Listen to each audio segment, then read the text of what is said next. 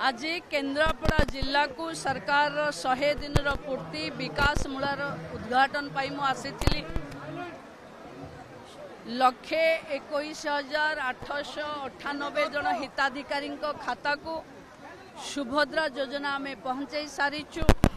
मु निजे पर्यटन एवं मिशन शक्ति महिला विभाग मंत्री तेणु जो मिशन शक्तिर भौणी माने सारा ओडिशा भितरे केन्द्रापड़ा जिले में सबुठु अधिक काम करिसंती। आगकू women led development women led digitisation रो जो कथा सरकार रखिछि महिला भागीदारी रे ए अंचल टूरिज्म क्षेत्र रो विकास हबो।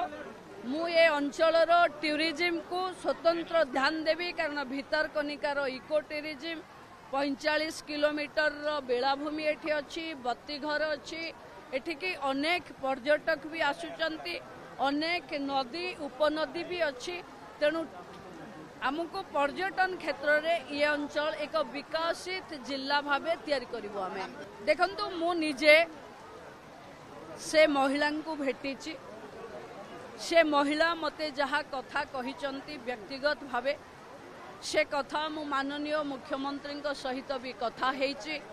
से कथा उपरे 5 जन से दिन ड्यूटी रे थिबा, 3 लेडी ऑफिसर आउ 2 जन 5 जन को सरकार सस्पेंड करिचंती एवं ये केस को देखिवा पई क्राइम ब्रांच को देइचंती। मु भाबुची बहुत जल्दी क्राइम ब्रांच रो रिपोर्ट आसीबो।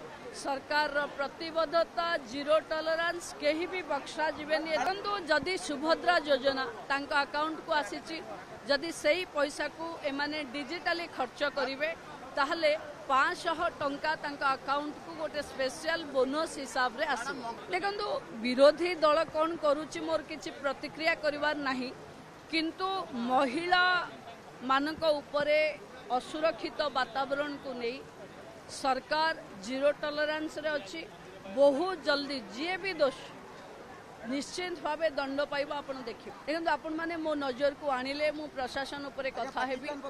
आमे ओडिसा रे केवल जातीय पताका छाड़ी आउ जहा उड़ीबो अति निंदनीय कथा। एबे आपण मो नजर को आनिले मु प्रशासन सहित कथा हेबी।